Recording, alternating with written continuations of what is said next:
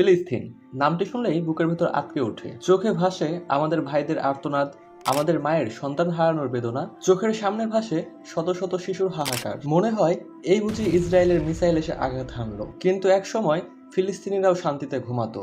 তাদের আতঙ্কে থাকতে হতো না যে এই বুঝি ইসরায়েলের এয়ারক্রাফট ঝাঁঝরা করে দিল আমার বোনের বুক। কারণ তারা জানতো তাদের এক সালাউদ্দিন আছেন, যে সালাউদ্দিন একাই পুরো ফিলিস্তিনের ঢাল হয়ে রক্ষা করেছেন, যাকে শুধুমাত্র ফিলিস্তিনি না বরং আজও ইহুদি খ্রিস্টান সবাই দ্য গ্রেট সালাউদ্দিন বলে থাকেন। যে বলেছিলেন, আমি কিভাবে হাসতে পারি, আমি কিভাবে খাবার পানির স্বাদ নিতে পারি যখন আমার আল আকসা ক্রুসেডারদের কাছে বন্দী। আজ আমরা সেই মুসলিম মহাবীর সুলতান সালাউদ্দিন আইয়ুবী সম্পর্কে জানবো যে কিভাবে তিনি ইহুদিদের থেকে আমাদের প্রথম কিবলা মসজিদুল আল আকসা রক্ষা করেছিলেন। 7 জুন 1099 সাল পোপ দ্বিতীয় আরবান এবং পশ্চিম ইউরোপের খ্রিস্টান বাহিনী দ্বারা পরিচালিত হয় জেরুজালেম অবরোধ। যেই অবরোধের মূল লক্ষ্য ছিল জেরুজালেম শহর মুসলিমদের থেকে পুনরুদ্ধার করা। অর্থাৎ 1099 সালের পূর্বে জেরুজালেম সেলজুক সাম্রাজ্য এবং মিশরীয় ফাতিমিদের অধীনে ছিল। 15 জুলাই 1099 সালে খ্রিস্টান সৈন্যরা জেরুজালেম দখল করে হাজার হাজার মুসলিম এবং ইহুদিদের হত্যা করতে শুরু করলো। ধারণা করা হয় যে খ্রিস্টানরা প্রায় 40 থেকে 70 হাজার মুসলিম এবং ইহুদি হত্যা করেছিলেন এবং পবিত্র আল আকসা মসজিদ এবং ডম অব দ্য রককে খ্রিস্টান মন্দির হিসেবে ব্যবহার করতে শুরু করলো। আর এরপর 1137 সালে ইরাকের অন্যতম শহর তিকরিতে একটি সম্ভ্রান্ত মুসলিম পরিবারে জন্মগ্রহণ করেন সালাউদ্দিন। জন্মের সময় তার নাম ইউসুফ রাখা হলেও পরবর্তীতে সে পরিচিতি পায় সালাউদ্দিন হিসেবে। 1132 সালে মসুলের শাসক ইমামউদ্দিন জেঙ্গির পরাজিত সেনাবাহিনী পিছু হটার সময় টাইগ্রিস নদীর দিকে বাধাপ্রাপ্ত হয়। তখন নদীর অপর পাশে তিকরিত দুর্গের রক্ষক ছিলেন সুলতান সালাউদ্দিনের পিতা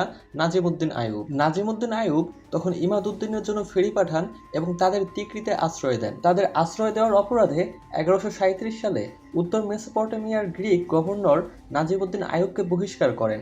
যে রাতে আইয়ুব পরিবার তিকরিত থেকে চলে যাচ্ছিলেন, সে রাতেই পৃথিবীতে আগমন করে এই মুসলিম মহাবীর। তিকরিত থেকে বিতাড়িত হয়ে আইয়ুব পরিবার মসুলের উদ্দেশ্যে রওনা হয়। মসুলের শাসক ইমাদউদ্দিন জেঙ্গি সেদিনের উপকারের বদৌলতে তার পরিবারকে মসুলে জায়গা করে দিলেন এবং সালাউদ্দিনের পিতা নাজিমউদ্দিনকে বালবিক দুর্গের কমান্ডার বানিয়ে দিলেন। সালাউদ্দিনের চাচা আসাদউদ্দিন শিরকু ছিলেন ইরাকের নামকরা সৈনিক। মসুলে আসার পর ইমাদউদ্দিন জেঙ্গি তাকে নিজ সেনাবাহিনীর প্রধান বানিয়ে দামেস্কে পাঠান। আসাদউদ্দিন যাওয়ার সময় ভাতিজা সালাউদ্দিনকেও সাথে করে নিয়ে যান। সালাউদ্দিনের বয়স তখন মাত্র 5 বছর। সালাউদ্দিনের হাতেখড়ি তার চাচা আসাদউদ্দিনের কাছেই শুরু হয়। তরবারি চালানো থেকে শুরু করে যুদ্ধ কৌশল, এমনকি শত্রুপক্ষকে ঘায়েল করার সমস্ত কৌশল তিনি তার চাচার থেকেই রপ্ত করেন। সালাউদ্দিনের বয়স যখন 9, তখন একটা ঘটনা সালাউদ্দিনের মনে গভীর প্রভাব ফেলে। একবার সালাউদ্দিন তার পিতার সাথে বাগদাদ ভ্রমণে যান। সেখানে একটা ফার্নিচারের দোকানে অনেক সুন্দর একটা মিম্বরের দিকে তার নজর যায়। সালাউদ্দিন তার পিতার নিকট আবদার করে যেন এই মিম্বরটি কিনে দামেস্কের শাহী মসজিদে স্থাপন করে দেয়। সালাউদ্দিনের কথা শুনে মিম্বরটির মালিক বলেন, এই মিম্বরটি তিনি শুধুমাত্র বাইতুল মুকাদ্দাসের জন্য নির্মাণ করেছেন। বাইতুল মুকাদ্দাস তখন ছিল খ্রিস্টানদের অধীনে, তাই মিম্বরের মালিকের কথা শুনে আশেপাশের সবাই হাসতে থাকে। কিন্তু সালাউদ্দিন তাকে ওয়াদা করে আসে যে একদিন তার এই স্বপ্ন সালাউদ্দিন পূরণ করবে। এরপর সালাউদ্দিন প্রথম সামরিক অভিযান পরিচালনা করার সুযোগ পায় 18 বছর বয়সে। সে সময় মসুলের শাসক ছিলেন ইমামউদ্দিন জেঙ্গির ছেলে নুরউদ্দিন জেঙ্গি। সুলতান নুরউদ্দিন সেনাপ্রধান আসাদউদ্দিন শেরকুরকে পাঠান মিশরের ফাতেমি খলিফা আল আদিদের উজির শাওয়ারকে সাহায্য করতে, যিনি ছিলেন মিশর থেকে বিতাড়িত। সে অভিযানে আসাদ সঙ্গে করে নিয়ে যান সালাউদ্দিনকেও এবং মিশনটি সম্পূর্ণ করে দুজন। ঠিক এরপরেই যুদ্ধ লেগে যায় ক্রুসেডার এবং মিশরীয় যুক্ত বাহিনীর সাথে। যুদ্ধের জায়গাটা ছিল নীল নদের পাড়ে। এই যুদ্ধে সালাউদ্দিন নুরউদ্দিনের ডান পাশে সেনাদের নেতৃত্ব দেন। বলা হয় যে সালাউদ্দিনের বুদ্ধিতে মুসলিম বাহিনী হেরে যাওয়ার ভান করে পিছনে হটে, এরপর অতর্কিত আক্রমণ করে বিজয় ছিনিয়ে আনে। এই বিজয়কে ইবনে আল আসিরের মতে ইতিহাসের অন্যতম সেরা বিজয় বলা হয়। এরপর সালাউদ্দিন তার বাহিনীর অংশ নিয়ে আলেকজান্দ্রিয়া শহরের দিকে চলে যান এবং সেই শহর পাহারা দিতে থাকেন। এমন সময় খলিফা আল আদিদের উজির শাওয়ার খলিফার সাথে বিশ্বাসঘাতকতা করে খ্রিস্টান ক্রুসেডারদের সাথে হাত মেলায়। সালাউদ্দিন সেটা বুঝতে পেরে শাওয়ারকে হত্যা করে। সালাউদ্দিনের এমন সাহসিক কাজের পুরস্কার হিসেবে খলিফা তাকে নিজের অন্যতম প্রধান উজির হিসেবে নিয়োগ দেন। মিশরের খেলাফতের গুরুত্বপূর্ণ অংশ হয়েই সালাউদ্দিন যুদ্ধের ময়দানে নিজের সামরিক শক্তি প্রদর্শন শুরু করে এবং একে একে মিশরের সমস্ত শত্রুকে মাটিতে পিষে ফেলতে থাকে।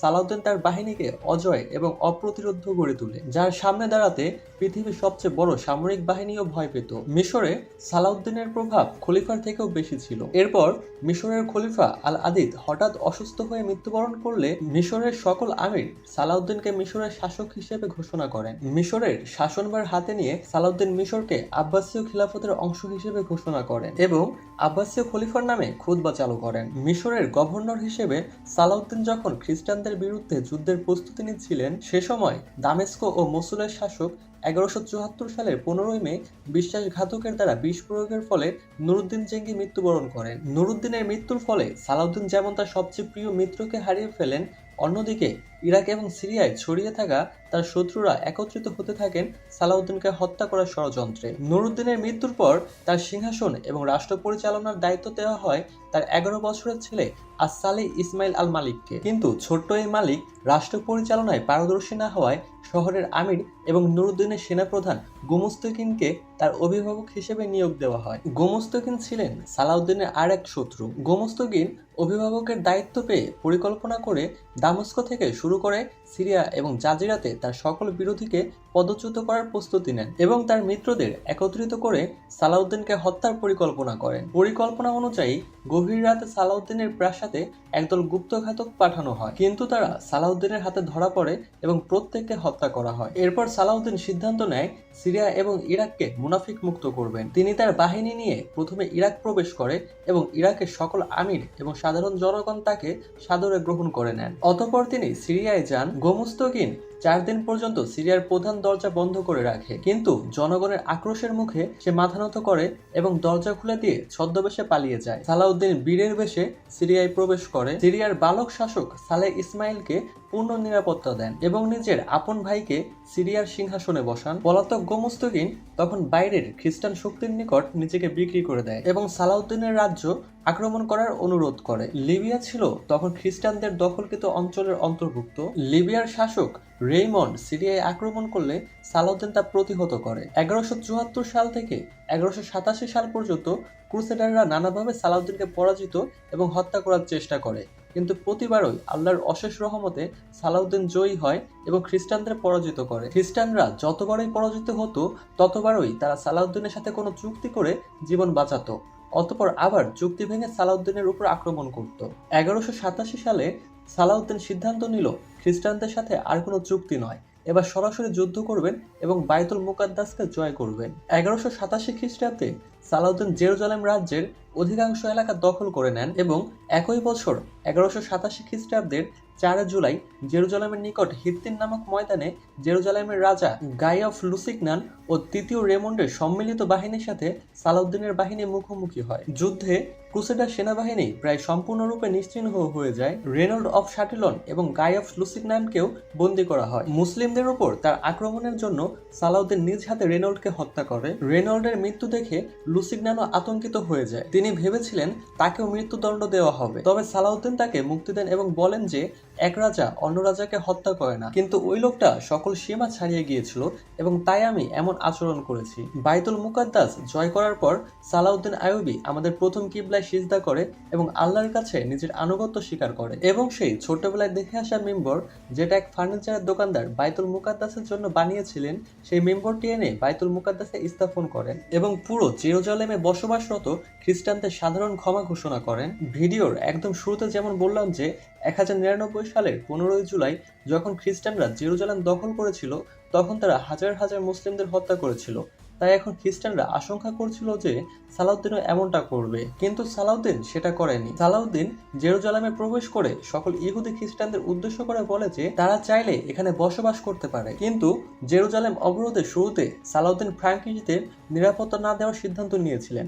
এ কারণে বেলিয়ান অব ইবেলিন প্রায় 5000 মুসলিম বন্দীকে হত্যা এবং ইসলামের পবিত্র স্থান আল-আকসা মসজিদ এবং কুব্বাত আস-সাকরা ধ্বংস করে ফেলার হুমকি দেন। তখন সালাউদ্দিন তাদের শর্ত মেনে নেয় এবং তাদের 40 দিনের সময় দেয় যেন তারা সালাউদ্দিনকে নামে মাত্র সামান্য কিছু মুক্তিপণ দেয়। 40 দিন পর যেসব পরিবার মুক্তিপণ দিতে পেরেছিল তাদের তো মুক্তি দেয়নি এবং যেসব গরিব পরিবার মুক্তিপণ দিতে পারেনি তাদেরও মুক্তি দিয়েছিলেন সালাউদ্দিন। আর এভাবেই তিনি মুসলমানদের পবিত্র কিবলা বাইতুল মুকাদ্দাস জয় করেন এবং তার সাথে তার আন্তরিকতা এবং উদারতা দেখে খ্রিস্টানরা তাকে সালাউদ্দিন দ্য গ্রেট উপাধি দেন। বিশ্ববিখ্যাত এই মুসলিম বীর 1193 সালের 4 মার্চ দামেস্কে মৃত্যুবরণ করেন, কিন্তু মৃত্যুর সময় তিনি তার সমস্ত সম্পদ সোনা রূপা গরিব দুঃখীদের দান করে যান। তার ব্যক্তিগত সম্পদ বলতে ছিল 1 টুকরো সোনা এবং 40 টুকরো রূপা। পরবর্তীতে তাকে দামেস্কের উমাইয়া মসজিদের বাইরে দাফন করা হয়।